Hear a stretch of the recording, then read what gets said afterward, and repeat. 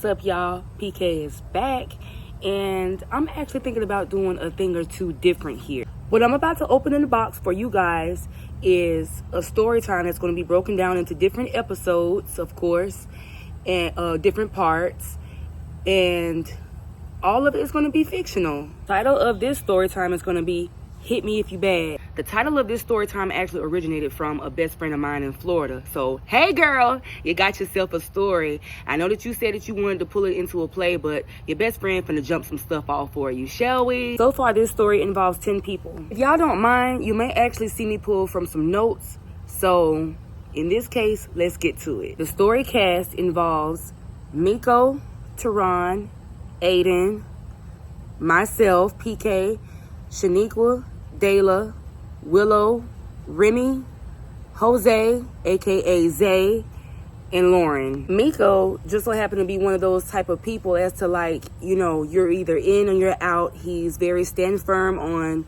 what he's all about, and he was basically the ringleader of this whole entire group of ours.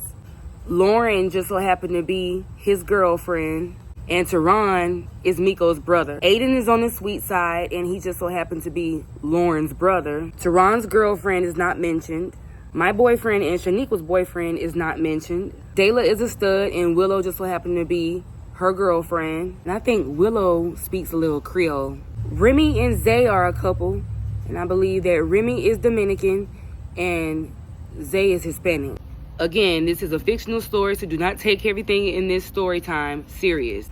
Let's get to it. Y'all want to wonder how all of us just so happen to be real cool, all 10 of us or whatever, and including the people who are not mentioned in the story just yet. We just so happen to kick it during high school, and after high school, we just remain cool friends and everything, so that's how all of us had still remained close. So this story time starts off and takes place at a friend's house. We was all finna meet up at Miko's house, right?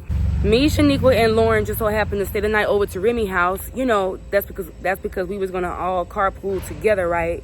You know, we was gonna all be at the same place, so why not? So the night of this party, we was all over to Remy's, right? Lauren, who is Miko's girlfriend, was going like, all right, so y'all remember what I had told y'all was going to be happening on this day, right? I had done set out there was a whole group chat, of course, amongst all of us, right? And of course, all of us sitting up here like, yeah. And all of a sudden, Remy goes like, do you have this, Lauren? You have that? That's because you know how forgetful you is. And of course, Lauren sitting up here going like, child, please, I'm not that bad. So let me tell you something, Remy. I got everything planned, but I just need somebody to go and pick up this cake and a few more decorations for me. So Shaniqua pops up out of nowhere and was just going like, all right, PK, let's go. We finna run and get this cake and this other stuff for Lauren, and we can already be on the way to Miko's house and create a diversion just so homeboy won't enter the house and notice that, like, you know, why in the world is my place so decorated? That's because Miko's place was already decorated. That's because Lauren, the night before, had all of us, you know, doing stuff. Miko just so happened to be over to his brother Teron's house. That's where he stayed the night at. That's because, of course, Teron was playing a part in all of this in helping us set up this party. So me and Shaniqua left just to go and pick up these things and head on over to Miko's. Coincidentally, I do believe one of us had a key. That's because we had asked for it from, of course, his girlfriend. So we already had went over there, and after we had went and got the things, of course, and, you know, was setting up even more for this party. As I'm riding with Shaniqua, I noticed that when I looked down at my phone, I just so happened to see that Aiden, Lauren's brother, was calling me. So when I pick up the phone, I hear, ooh! Y'all know, as I had told y'all, Aiden was a bit on the sweet side, but for some reason, he was a cool tail dude. I put dude on speakerphone. And, of course, me and Shaniqua bust out laughing. That's because he's sitting up here jabbering on about what type of preparations that Lauren had done set up here and made and how excited he was. We didn't stay on the phone long. That's because we was trying to hurry up and get everything processed for this party, right? Aiden then tells us that he's going to be on the way over there to where we are, but he had to make him a pit stop for some Mr. Green first. Me and Nick will realize, look at each other, and then at the same freaking time, we sitting up here going, bye, boy, and then bust out laughing again. So by this time, we had done make it to Miko's house, and we walked inside and finished up some arrangements. As me and Shanique were putting up the finishing touches, all of a sudden, we get a knock at the door. Of course, I'm looking through the peephole, and it's Dayla and her girlfriend, Willow.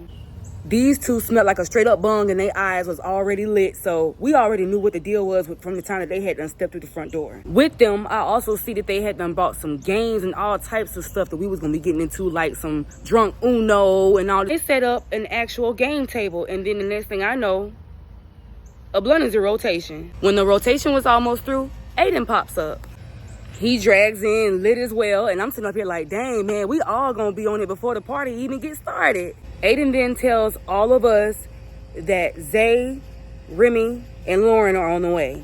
Not even 5 minutes passed by, and the three of those individuals had showed up. By this time, it was every bit of like 7:40-ish p.m. Teron calls Lauren, then Lauren tells all of us like, shh, hey, I think they outside. So here we all are turning off the lights and everything and getting super excited. And here my heart is racing. That's because I was like, ooh, I'm wondering what this is bound to be, because this is sure enough about to be a shebang. Wait, I don't think that Teron had necessarily called Lauren, but I think that there was a text message and Lauren just so happened to see it. So that's when she had soon told all of us, like, hey, let's shut all this stuff down just so we can yell surprise from the time that they walk through the door, and I'm gonna play a certain song. Teron walks in first, but when Miko hits the door, everybody, of course, is going, surprise!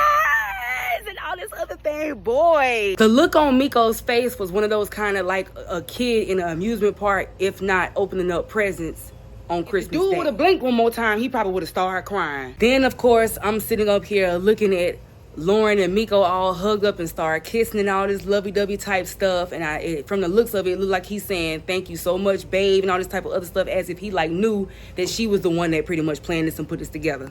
As the night proceeds, man, we all having a good time. We playing games. We all getting tipsy. Half of the crew was getting drunk. Knew nobody was finna leave that house that freaking night unless you... But no, Miko was finna take them keys, and so was I. That's because I don't even play that type of stuff. Teron's girlfriend had stopped by, but she couldn't stay this because she had work the next day. My boyfriend had showed up. He had stayed right along with us. Another blunt had went in rotation. We all getting freaking crossfaded by this time. We still playing games, up dancing, doing some of everything crazy. We laughing at some of everything. Everybody just vibing and have a good tail time. It seemed like by the time that Remy had sat by me and was like, man, I ain't had a night like this in so freaking long. I almost about dang near feel like I'm attending a high school freaking bash or something like that. And she was basically saying how lit this mess was. But soon there was a bang on the door that frightened every single last one of us in that house. How can a night be so lit turn into something bad at the drop of a pen? Zay goes and turn off the music.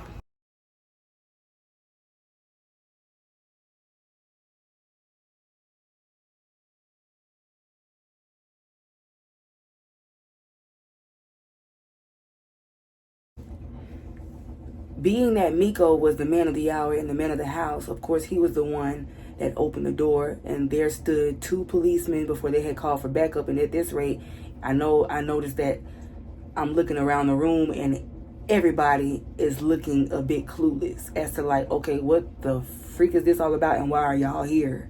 Turns out Teron had a warrant for his arrest, and now everybody is complaining. Everybody is barking at the police like, y'all wrong for showing up over here to this residence to come and grab somebody. Who told you what about where the freak we was at or where he was at or whatever the freak? Boy, we was disrespecting the freak out of that policeman that day. You could tell that some of everybody's high was blown, the tipsy was blown, whatever else happiness was pretty much out the door, because now you went from being bubbly to pissed off. So now we all looking at Miko, what the bruh, bruh, yeah, y'all let my nigga go. And here come Lauren. Babe, stop! No! And then here comes Zay. No, man, you don't want to do that. You know what I'm saying? Sugar Honey Iced Tea got wild in a matter of seconds. Before you know it, you saw Teron pretty much kicking the police at this point. That's because he all riled up and mad and stuff. What the F y'all arrested me for? Ain't dish. You know, pretty much going off. And now the police are pretty much at a tussle with him, two of them. And then, of course, one of them is talking about some stop stop resisting. You know, y'all know how that goes. Aiden runs in from out of the kitchen and he's going like, man, what the F is really going on?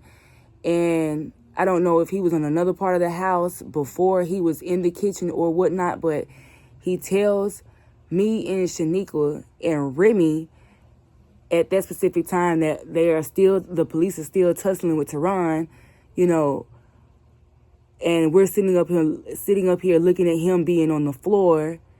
Aiden is telling us that there was a suspicious car that was driving back and forth and was kind of like circling around the house or whatever before the police was called. So we felt like that was suspicious. And to all of our surprise, we all just so happened to look around and was like, where in the freak is Dayla and Willow?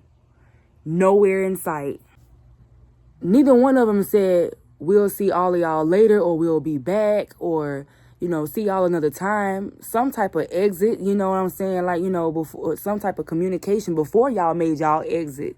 But why in the world, when all this mess is going on, the next thing we know, y'all gone?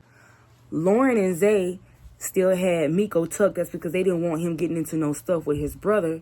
And then the next thing you know, we see the police escorting Teron out. And some of us are sitting around crying and stuff now. And then, to a slight extent, mad at the same time. And then a bit scared and in fear as to, like, what in the world has possibly happened with Dayla and Willow, because neither one of them are answering their phones. The last thing you heard Miko telling the police was, I wish y'all would stump me in the ground like that. This ain't over, mother freakers. I'm telling y'all right now, hit me if y'all motherfucking bad, basically.